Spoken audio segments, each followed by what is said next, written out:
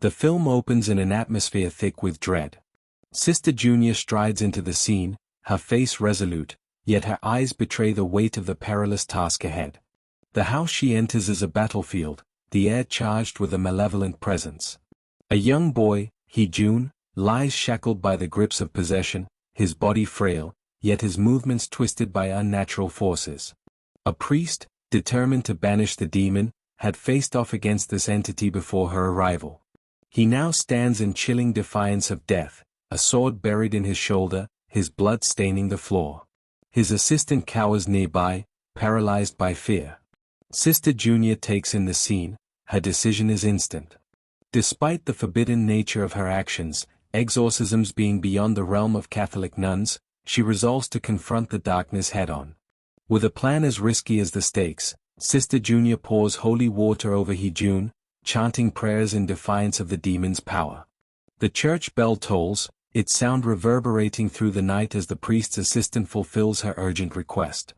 The demon writhes within Hee-jun, its agony manifesting as blood seeping from the boy's ears. Yet, the possession clings stubbornly. In her unwavering resolve, Sister Junior demands the demon reveal its name. Instead of compliance, it mocks her, whispering chilling threats that promise death and despair. The battle, while valiant, yields only partial victory. Hee-jun collapses into unconsciousness, the demon's grip weakened but not severed. The boy is rushed to a church hospital where his mother pleads with doctors to recognize his possession. Yet, Dr. Paolo, a man of science and reason, dismisses her claims as superstition. To him, Hee-jun's condition is a psychological disorder, not a spiritual war. But Sister Junior knows better. Summoned to justify her actions before the church's management, she passionately recounts the dire circumstances that forced her hand.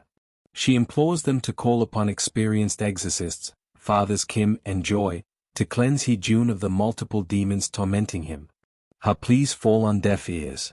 Alone yet undeterred, she takes the boy's fate into her hands. Meanwhile, darkness spreads. The priest who had failed the exorcism succumbs to the same sinister force, his soul overtaken. Sister Junior, now bearing the weight of this knowledge, approaches Dr. Paolo, seeking permission to resume the exorcism. He refuses, steadfast in his disbelief. The tension between faith and skepticism reaches a breaking point as Sister Junior vows to act with or without his consent. The story takes a darker turn when Hee-jun's mother, crushed by despair and haunted by creditors, ends her life in a tragic fall.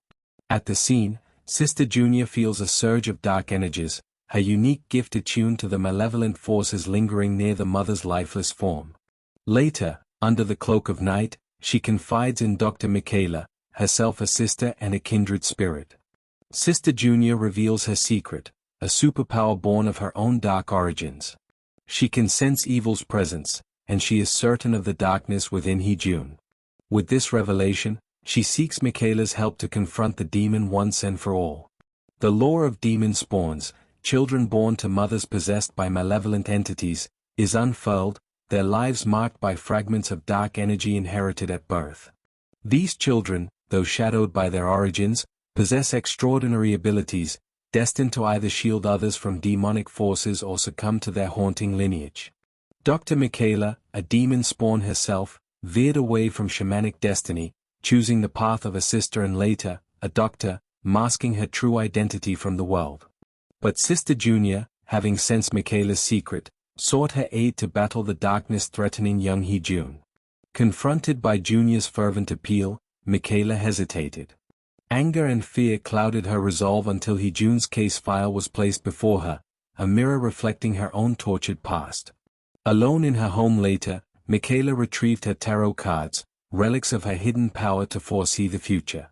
The cards revealed an unsettling vision, a landscape strewn with the carcasses of goats, two figures emerging, the demon and the high priestess.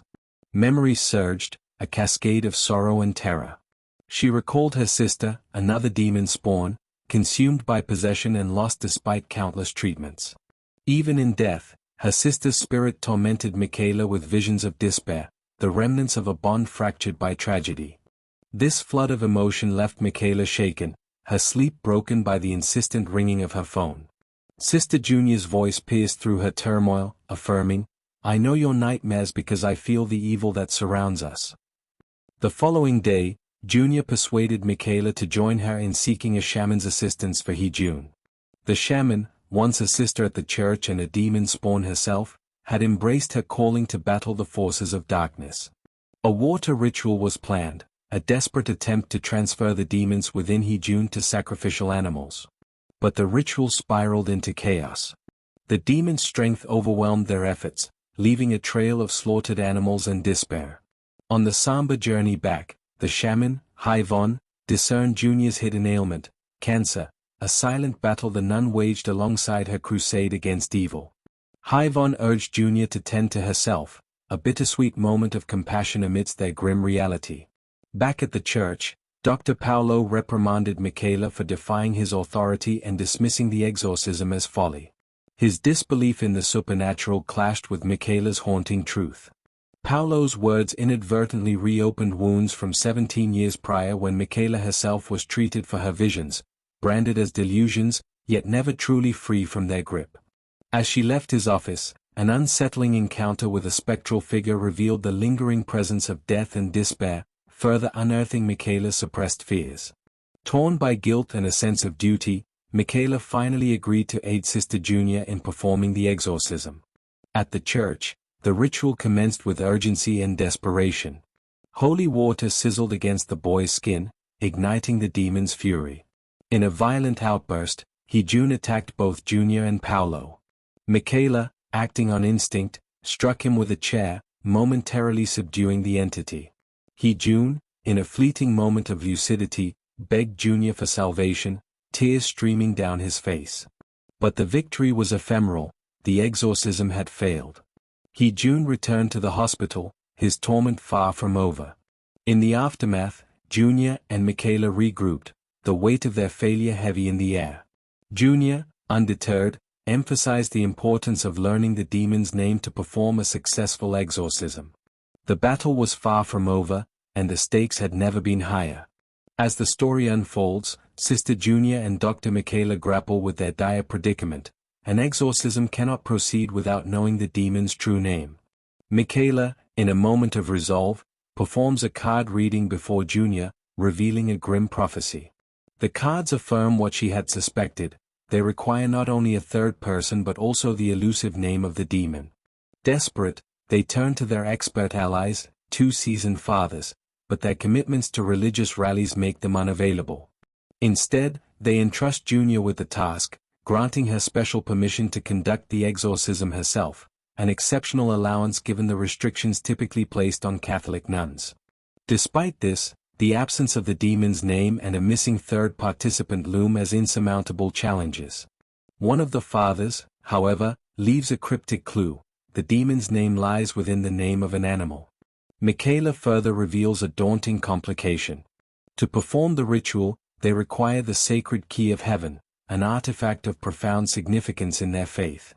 Their request for the key meets resistance from the church's management, who warn them of dire consequences for any unauthorized usage. Yet fate intervenes, and the next day, permission is granted, with a harrowing condition: the demon must be cast into hell, regardless of Hee-jun's fate.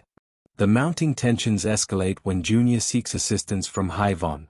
The shaman, aware of the approaching lunar month, a time when demonic forces grow exponentially stronger, refuses to help, deeming the task too perilous. Undeterred, Junior and Michaela return to the church, only to face another obstacle. The management insists that Dr. Paolo, the skeptical priest who dismisses exorcisms as mere superstition, must accompany them. When the fateful day arrives, the ritual begins. Holy water splashes onto Hee-jun, igniting the demon's wrath. The entity taunts Junior, revealing a harrowing truth: it had once resided in her mother, binding their fates in a sinister twist. Mocking her for her heritage as a demon spawn, the demon unleashes chaos, distracting Junior and manipulating her surroundings. A cupboard crashes down upon her, pushing Michaela into panic. As the demon's power intensifies, the situation teeters on the edge of collapse. Amidst the turmoil, Haivon's assistant initiates an external shaman ritual, filling the air with chants that cause the demon visible agony. Inspired, Junior commands Michaela to open the doors, allowing the ritual's energy to permeate the room. The demon lashes out violently, targeting Hyvan's assistant with flying objects, yet the shaman remains undeterred. In a moment of audacious resolve, Junior bargains with the demon, promising to take it into her own body if it reveals its name. The demon, its arrogance outmatching its cunning, relents. With the demon's name finally known, the ritual culminates in a harrowing climax. Junior calls the demon into her body, sealing its fate within herself. As flames engulf the room, Junior sacrifices herself, wielding the key of heaven to trap the demon for eternity. Her final act is one of selfless bravery, a decision made in light of her terminal illness, one she kept secret from Michaela to ensure the exorcism's success. In the aftermath, the church recovers the key of heaven from the ashes of the burnt building. Dr. Paolo, now a believer in possession and exorcism, returns it to the church's management, his skepticism shattered by what he witnessed. The story concludes with a poignant moment of resolve. Michaela and June, bonded by shared trauma and newfound purpose, embark on a perilous journey to confront the remaining 12 demons, vowing to banish them to the depths of hell. The film ends with a powerful, foreboding glimpse of their journey ahead, the road stretching into the unknown, marked by trials yet to come.